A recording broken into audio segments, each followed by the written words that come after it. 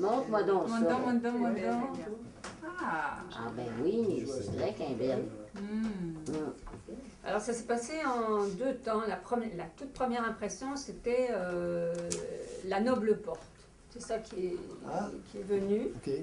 Parce que la noble porte qui s'ouvre sur le ciel, et en même temps, comme d'un temple sacré, il y a de la sculpture. Puis en même temps, il y a des qui s'effritent dans le temps. Il y a des petits, ça part, il y a des petites pépites d'or, pépites d'or qui s'en vont. Donc le passage du temps et qui donc c'est aussi un passage, la porte c'est un passage vers d'autres dimensions.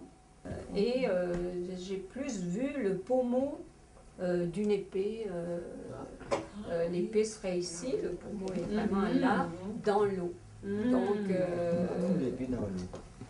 pas un coup d'épée dans l'eau, mais l'épée plutôt l'épée d'Excalibur qui n'est pas encore trouvée, qui est encore fiché.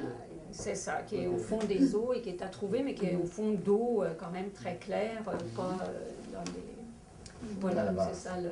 Alors, c'est l'huître et la perle. Chaque jour, une huître enrobe le grain de sable qui l'irrite pour qu'il devienne une perle. Ainsi, la petite huître la transforme en trésor. Même fragile, elle peut se défendre contre les intrusions. Son travail est toujours récompensé parce qu'elle surmonte ses épreuves.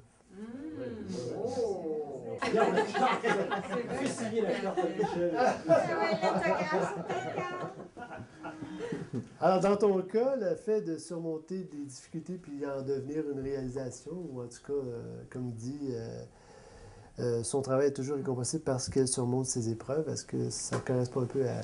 Ben oui, dans ce que j'ai vu, que ce soit la porte, le passage ou l'épée, l'épée c'est quand même la chevalerie puis la quête. Ouais. Aussi. Donc, dans toute quête, il y a des épreuves à franchir, que ce soit par la porte ou par le tranchant de l'épée.